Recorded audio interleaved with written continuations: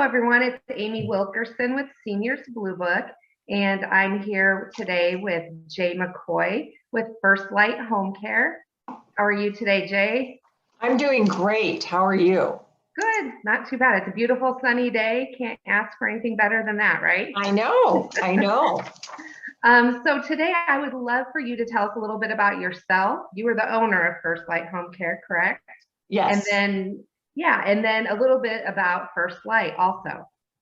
that sounds great. I was born and raised in Omaha. I come from an entrepreneurial family. My family owned restaurants when I was growing up.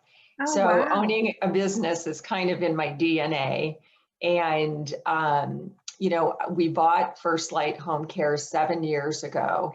And the story is kind of interesting. My husband and I owned a commercial laundry service that specialized in medical offices. And we did that for over 20 years. And then he was kind of getting, a little burnout, and I was ready to jump back in after being a stay-at-home mom and working on the back end of our business. And we got a letter that people were interested in buying a laundry. So I went to the broker, and she said, "What is it that you want in a business?" And I told her all the businessy stuff. And then I said, I really want to do something where I can express my faith and values on a daily basis, something that has a lot of integrity to it, and something that really makes a difference in people's lives, something purpose-driven. And she said, "I think I've got just the business for you." And she showed me FirstLight was the first business, and we bought and sold businesses in 6 weeks. Wow, that is a great story. Yes. I love that. I had no experience, but I just went, that's for me. So. And we have a great question at the end, but I can't wait to hear the story that, how you impacted people, but we'll get to that. So tell me a little bit about FirstLight. Obviously, I understand the draw with helping people, but what else about your business do you want people to know? Well, we're a non-medical in-home care company. And even though home care has been around for a long time, there's a lot of people that don't really understand what it is. So just a little education. In-home care agencies, non-medical, come into a person's home, wherever that is, to just help them out in a minimal way, all the way up to a maximum way in terms of somebody that maybe is completely unable to speak or do anything for themselves because of Alzheimer's or something like that. I always say our services go from the simple to the sacred. And so simple would be things like household chores, driving to appointments, making meals. It goes then into personal care, which is more about hands-on assistance, like if they're incontinent or things like that, or feeding them. And then the sacred comes in when we do hospice. We'll take care of people as a gap filler in end-of-life situations. So we really do, like I said, very simple to very sacred and difference maker things. And so that's the basic gist of our business. And people can have just a couple hours a day or a week, and all the way up to 24/7 care. So we have clients that we've taken care of for many years, 24 hours a day. So sure. And with COVID, I know you guys were kind of the point of contact for a lot of our seniors. Like, you were the only people they were interacting with in person, right. Which was huge. I commend all of the in-home care staff because they played such a vital role in helping combat social isolation in our seniors.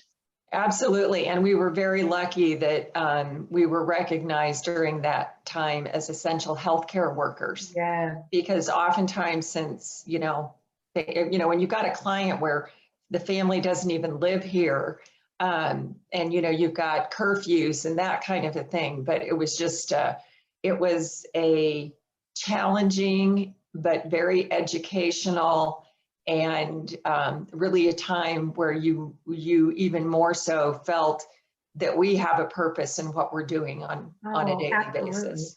Yes, for sure. What would you say is your goal when you guys visit with a potential client? The goal for me basically isn't talking about me and about our company. It's really listening, number one, and learning as best I can about them personally and their particular needs, and really dialing in on those pain points that either the client or their caregiver or family is feeling, and is the reason they're reaching out for help.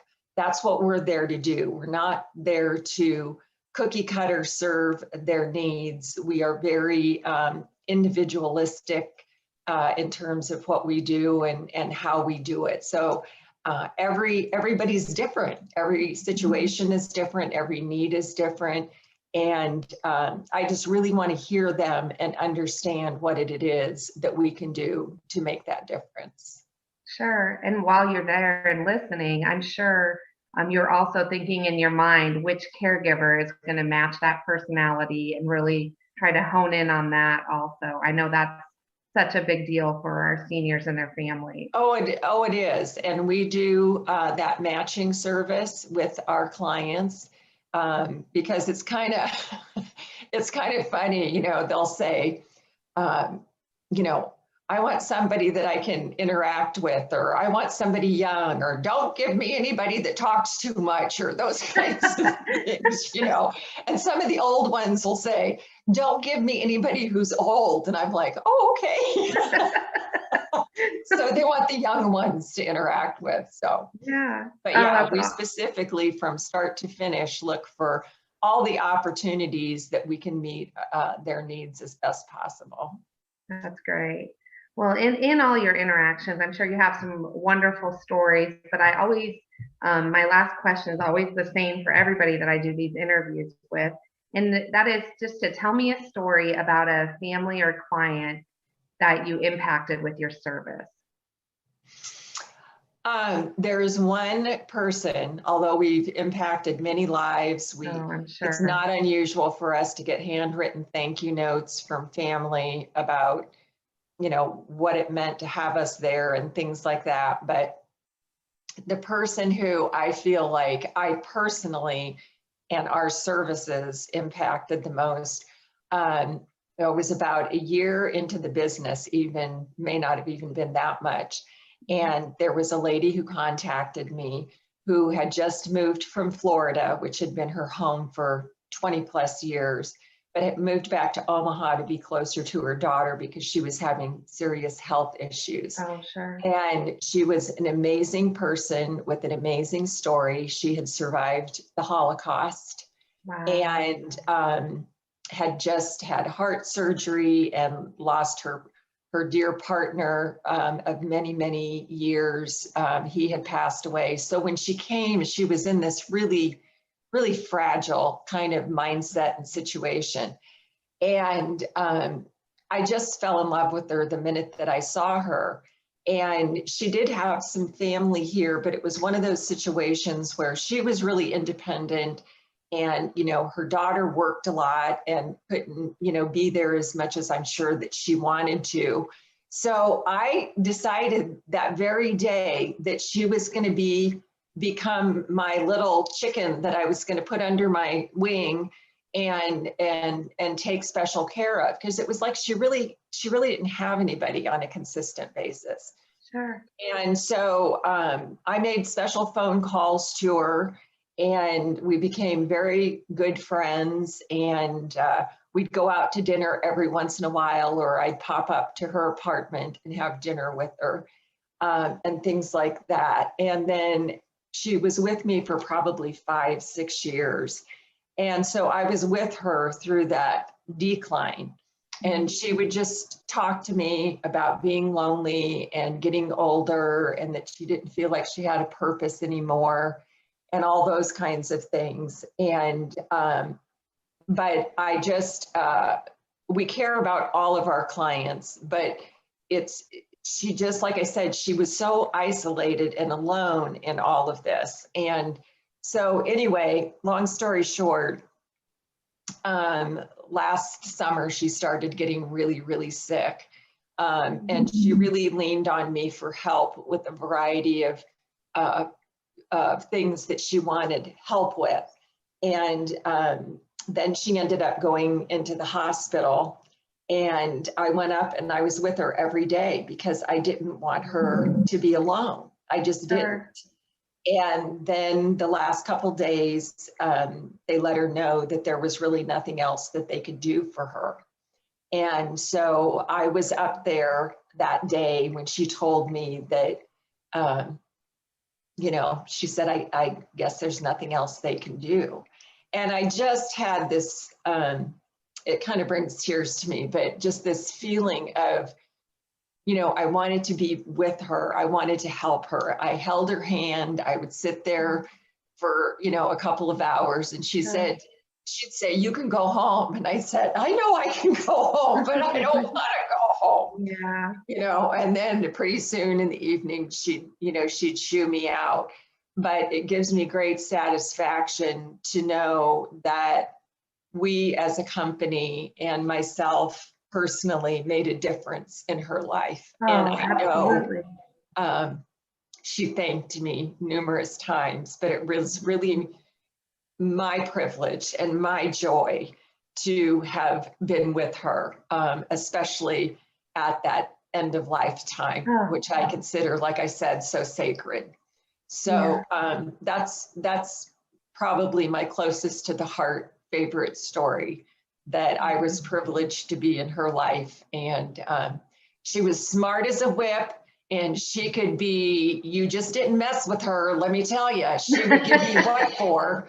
You know, I got this a couple of times from her during that, but it was just all part of that journey with her. And I'll never forget her, and I'll never forget it. Oh, and what a beautiful journey. And I can just feel the passion you have for both her and your business, your company. You know, a beautiful story. Thank you. Well, that's what I'm here to do. That's what attracted me. So yeah, I love it. I appreciate getting to know you and your company a little bit better, and you sharing your story with us. Thank you so much, Jay. Thank you. I appreciate the opportunity. And